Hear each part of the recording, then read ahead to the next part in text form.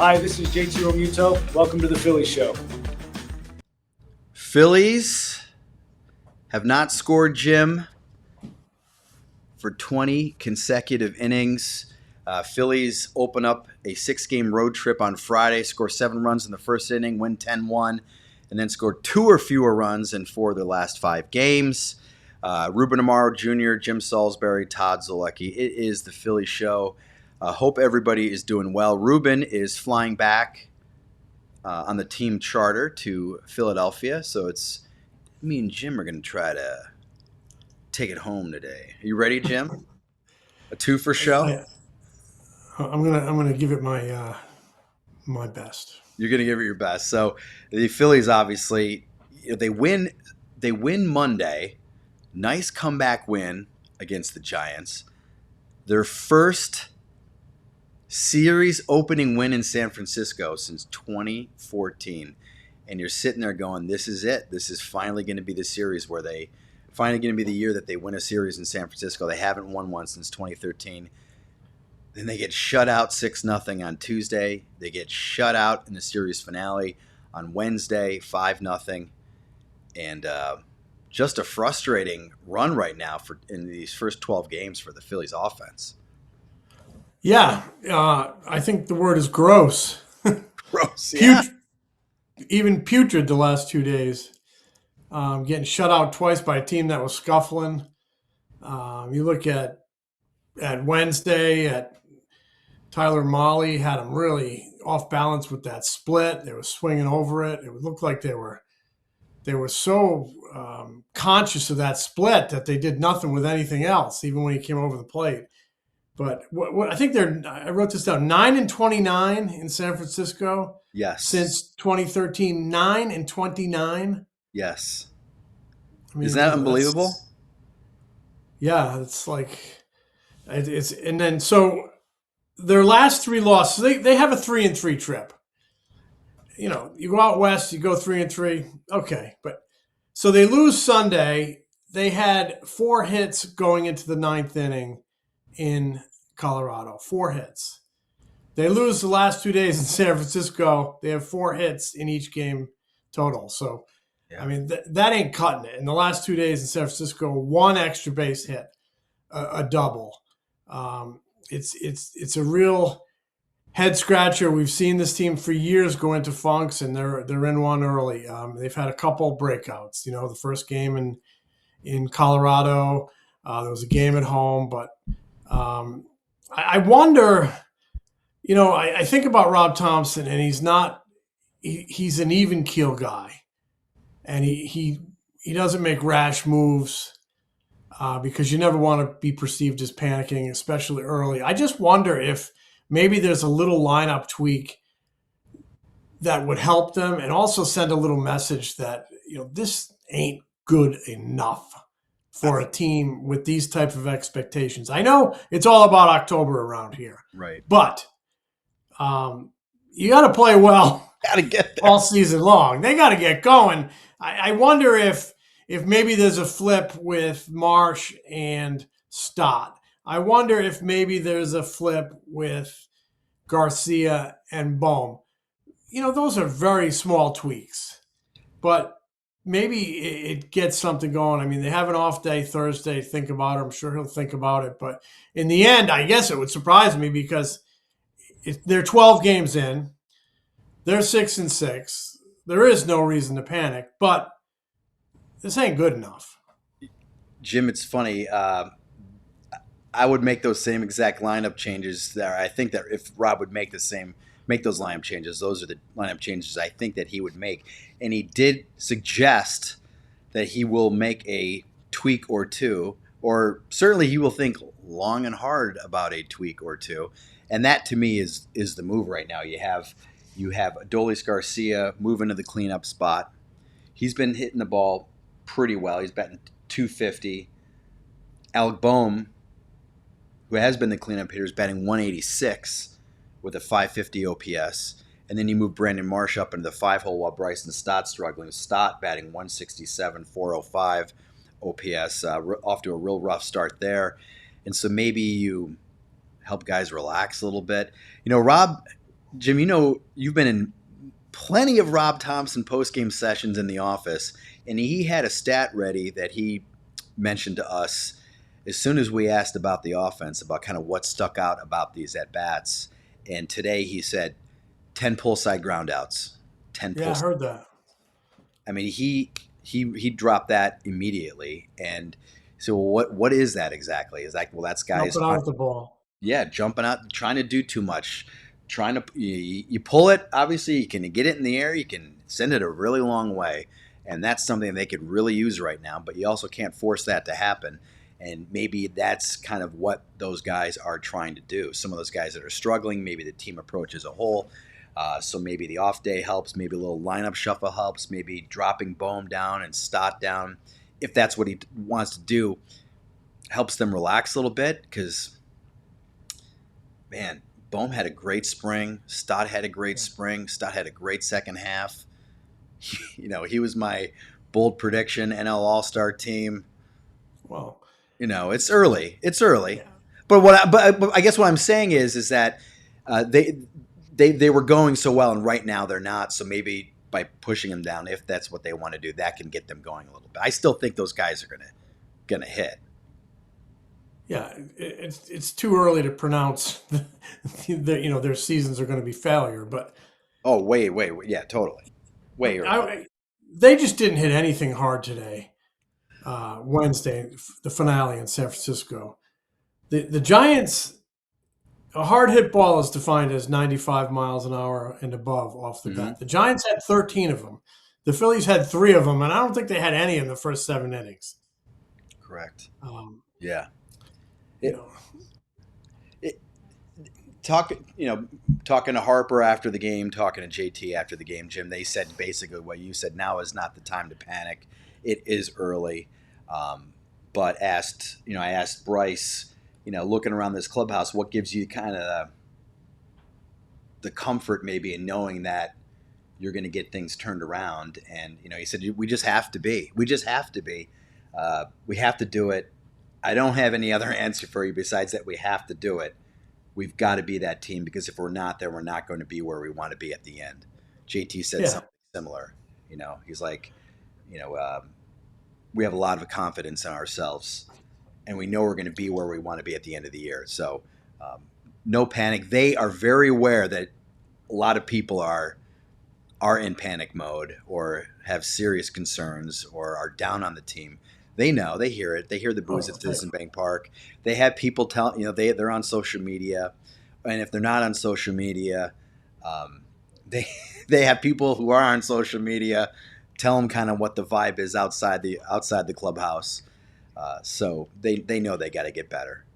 Yeah, the last 3 losses, Wednesday, Tuesday, Sunday, 0 for 5, 0 for 6, 0 for 6 with runners in scoring position. But, yeah, I mean, what you're alluding to, there is enormous pressure on this team. And we see the way they react to it in October, and they put it on themselves with their October failures. People want it, and they want it bad. They want to see this team win a championship. And, the frustration level is pretty close to a boiling point with their performances the last 3 Octobers. And, it's carried over into this season because people want it just as bad. And the nucleus the clock is ticking. We know all of that. And they need to use this day off and come home and relax and put a beating on someone is what they need to do. And they do. They need to hit with runners and scoring because Bohm he left a bunch of runners on Wednesday, had a very poor at bat late in the game in the 8th inning. Yeah. It's just Stott has not hit the ball hard, and he looked so good in spring training, like you talked about. I remember I even commented the last day of camp as he lined a ball down the left field line, just beautiful swing, using the whole field, and his hands were so relaxed at the plate in his setup, and he can get that back. I think he can get that back. But, Thompson said about a week ago they're going to put a hurting on someone. Someone's going to pay. Well, you need to make someone pay more than every 6 games when you have this type of lineup, track record, payroll, star power. There needs to be more consistency. The Phillies have scored 42 runs their first 12 games. They haven't scored fewer through their first 12 games since 2016. So that kind of helps put, they scored 31. They scored 31 runs, the 2016 Phillies, which, I guess isn't that much of a surprise. That team was a 90-plus loss team. This team is not a 90-plus loss team, in my opinion, and it's a team with World Series aspirations. So they got to get out, and they got to start putting, as you said, Jim, put a pounding. But San Francisco, man, they just cannot win here. It's absolutely crazy. They just cannot win here. You mentioned 9-29. I thought they were going to get it turned around. Especially you win the first one, right? Right. Because I think the first game of a series is such a tone setter, and the first inning of a game, can be a tone setter like it was that first game in Colorado, but it didn't turn out to be that way. The offense just disappeared those next two nights. I'm surprised. I actually thought they would go in there after winning the first one and win themselves a series, and it was a very winnable game on Wednesday because Aaron Nola pitched well. He did. Aaron Nola pitched really well. Pitched out of a couple difficult situations in the first 5 innings, and then what was it? The sixth gives up a total bloop double that was almost caught. I wouldn't even call it a double, but the guy ended up at the second base. Right. Then a walk, and then Devers is sitting dead red on a fastball. Nola struck him out with that pitch earlier in the game, and he is just sitting dead red, and he crushed it to center field for a 3-run homer, and that's the ball game the way this team's hitting. So, interesting though, Tanner Banks was warmed up, and Rob Tom to lefty on lefty. Now, Rob pointed out that Nola had good success against Devers in his career, and so he says that I thought that was Aaron's guy right there. Didn't work out, but you wonder, like, man, should have Rob have brought in Tanner Banks in that spot? I mean, hindsight's always 20/20, but did that jump out? I don't know if that jumped out to you at all in that moment. That's always one of those great second guess moments, Of course, of course. If Nola gets him, way to go, Rob Thompson, showing faith in your guy. Way to go, guy. You got their big stud, in a crucial situation. Yeah. I mean, that's pressure on Tanner Banks coming into that situation with 2 men on. To me, Nola was throwing well enough to stay in that game. Like I said, he walked the guy before, but the blue pit was, that was a duck snort. But, if he throws, he had a pretty good sinker on Wednesday. He didn't throw a lot of sinkers in Colorado because he said the altitude was causing the pitch to do funny stuff. But he had a pretty good sinker on Wednesday. But he opens up Devers with a 4-seamer. I wonder if he tried to sink him, if he has better success there. Maybe front hip and try to get it off the plate a little bit. It was just it was right. It was just one of those pitches that you see thigh high that Aaron Nola has a tough time getting by people. Yeah, he's really got to pitch, and he's got to get movement down to the zone. And he really pitched on Wednesday. Made a lot of good pitches. Made a lot of good pitches in Denver.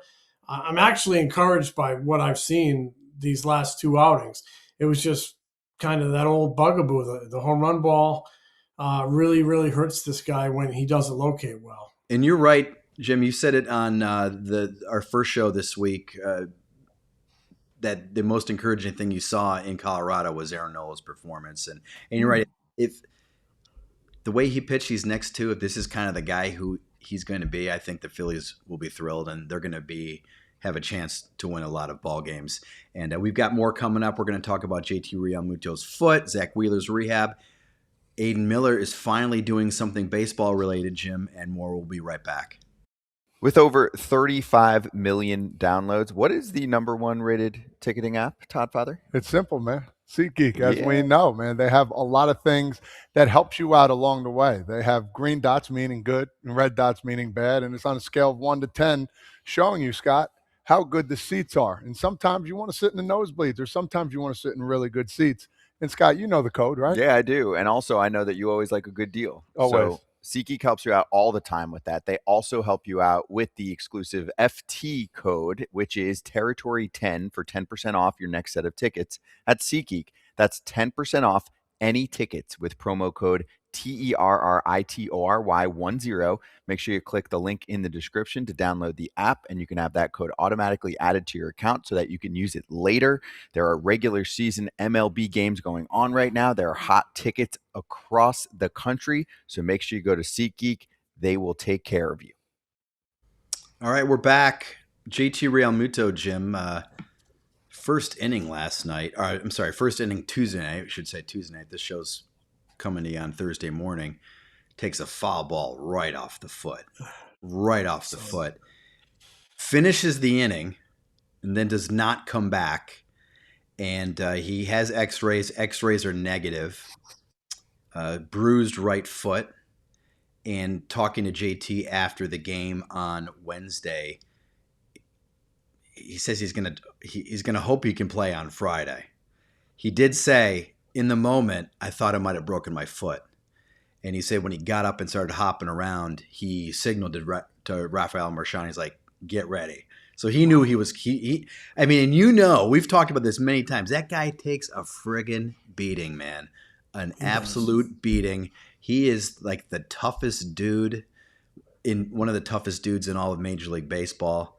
And for him to take a shot like that, finish the inning, but also know, it kind of tells you how much pain he was in and how bad the foot is hurting. So, but he says he's going to go back to Philly. Obviously, he's flying back with the team on Wednesday. He's going to spend time at the ballpark on Thursday. He says he's going to get in the hyperbaric chamber to help that healing process and see kind of where the foot is. Maybe be back in the lineup on Friday. So, all things considered, they really catch a break because their catching depth right now is not great. Rene Pinto in AAA is hurt. Yeah. So it would be, Garrett Stubbs would be the guy up anyway, but they can't. This is a team that cannot afford to lose many catchers, especially the guy that, that kind of doesn't kind of lead the way, leads the way. He is the man. Yeah, a couple of things. I think they're fortunate as an organization that Garrett Stubbs decided to stay. Oh, baby, yes. Paying him a nice number to play at Lehigh Valley, but very important depth at an important position.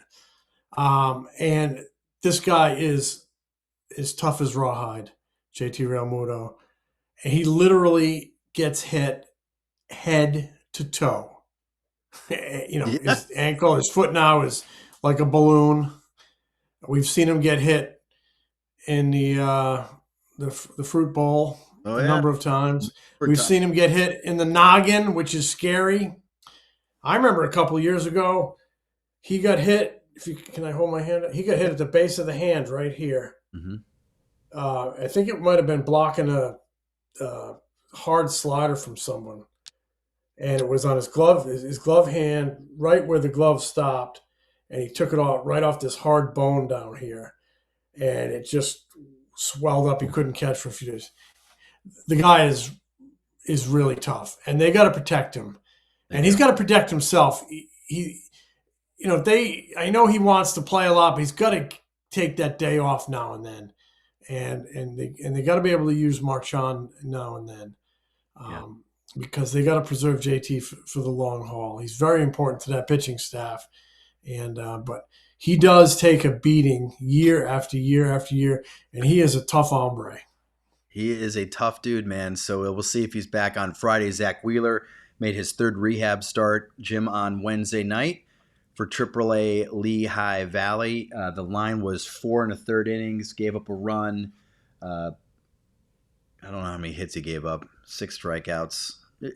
Fastball velo, the line really doesn't matter. I mean, the fastball velo was 92.9, so touched 94.3, about the same of where he's been.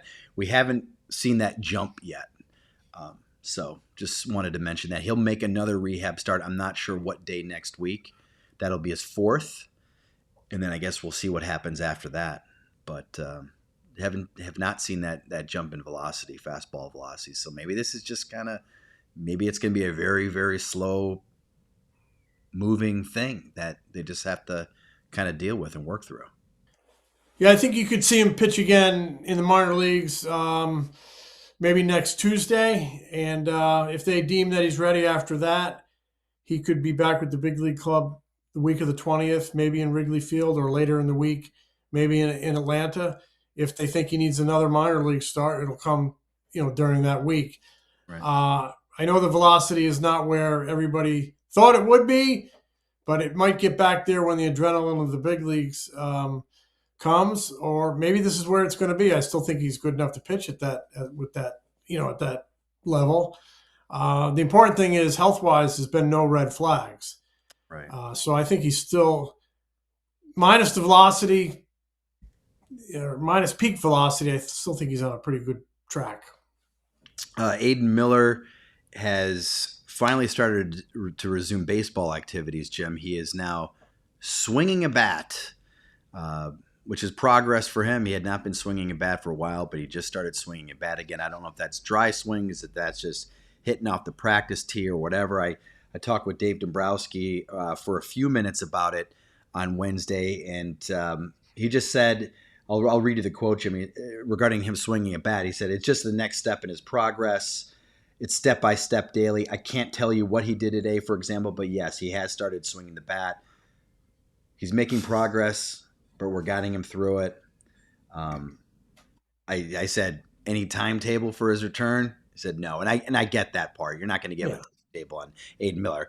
He's got a recurring back injury. He's still hurt.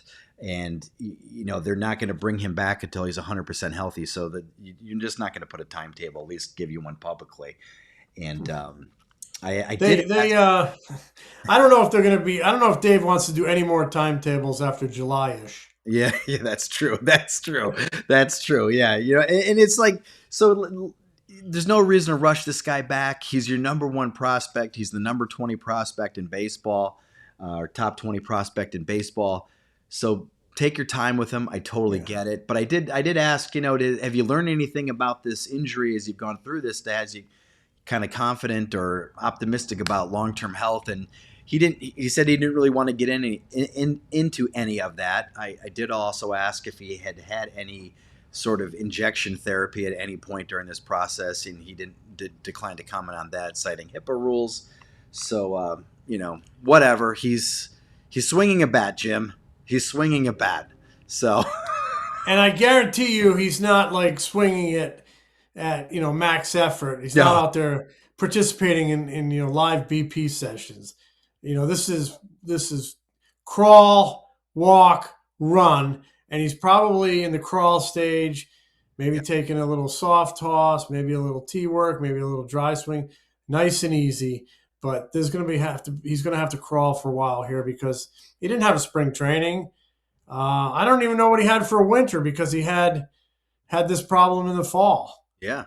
So just get healthy and start the journey back to full game speed. I don't know how long it's going to take, but you got to take care of this kid. You got to figure out what's going on, and you got to knock it out of there. You got to cure it, because he's a young kid who's a great prospect, and you need him on the field. The one thing he said confidently was, I said, you do expect him to play, though, this year, right? And he said, oh, yeah, for sure. Oh, yes. So they expect him to play at some point this season. Again, no timetable, but there you go. That's Aidan Miller. Little Aidan Miller update, because everybody's been asking, about that for quite some time, and understandably so.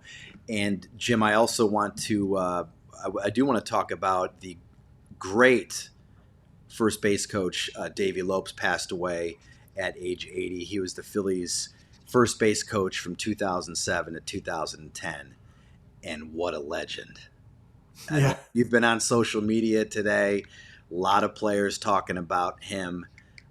I went back and I looked at a story I wrote about him, Jim, in 2007 as his first spring with the Phillies, and everybody knew Davey was a base stealing guy. He's one of those gruff Rhode Islanders, Jim. Yes, you know what I'm talking about, Jim.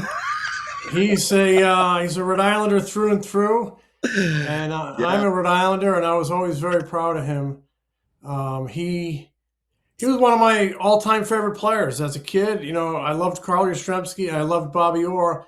And Davey Lopes was right there. He went to the, excuse me, pardon me. I've been thinking about him all day. He went to the same high school as my dad. They were about 5 years apart. He went to the same high school as my dad in Providence. They were about 5 or 6 years apart. And, you know, when he'd come on TV, I would just like, oh my God, that guy, he went to, it was, the high school was called LaSalle Academy. He went to LaSalle. He went, you know, right down the street. And he was like, I loved Davey Lopes. And it's so funny. Just yesterday into my timeline, there's a great clip from one of the World Series when Tommy Lasorda wore a microphone. Okay. And you got to see it. And the pitcher for the Dodgers is a guy named Doug Rau, R-A-U. He's a lefty. And he's getting knocked around in the first inning. And Tommy goes out there to take him out, and he's mic'd. And the pitcher starts giving Tommy some lip, like, I don't want to come out of this game. It's great stuff. I think I know. And they're going at it.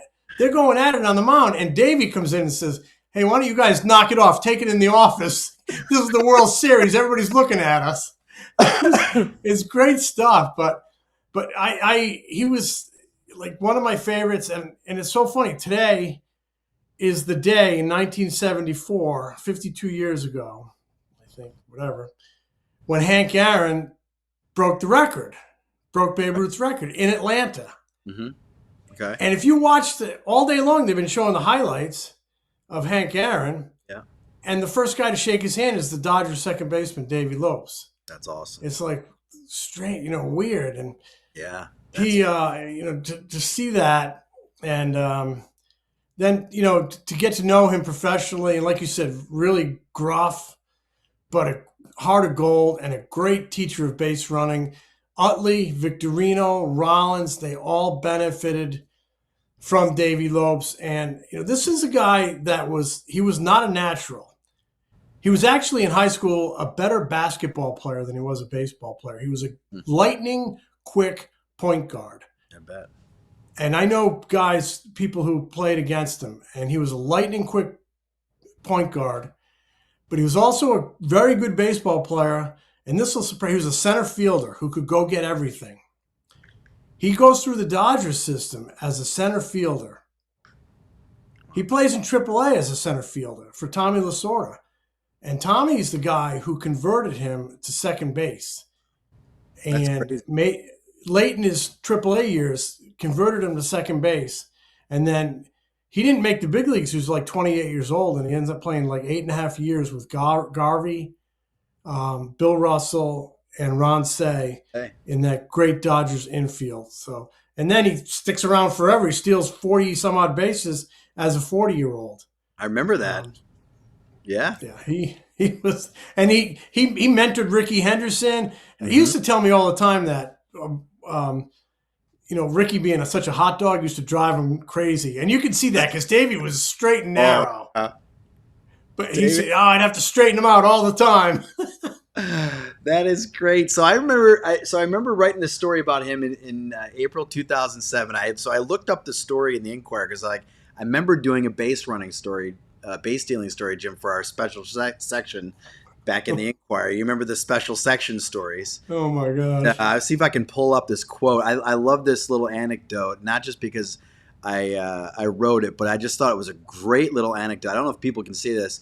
This is Dave. This is a quote from Dave. Davey Lopes is telling the story about Jimmy Rollins. This is in spring training, and Davey Lopes is basically riding Jimmy Rollins during a spring training game because he did not steal a base in spring training, saying, "Did you see that? Did you see that when he gives you that, you got to go, you got to run." And that was, I've seen a lot of stories today, Jim, on the internet, on social media from players basically sharing the same story about how if you were on first base and the pitcher was slow to the plate and you could run and you did not run, Davey Lopes was not a happy man as the first base coach, whatever team he was coaching. He wanted you to run. He loved base stealing. He said, of course, you have to be fast, you have to be quick, but you also have to have a mindset to want to do it. And you also have to be smart. You have to really pay attention to the pitcher's first move to the plate.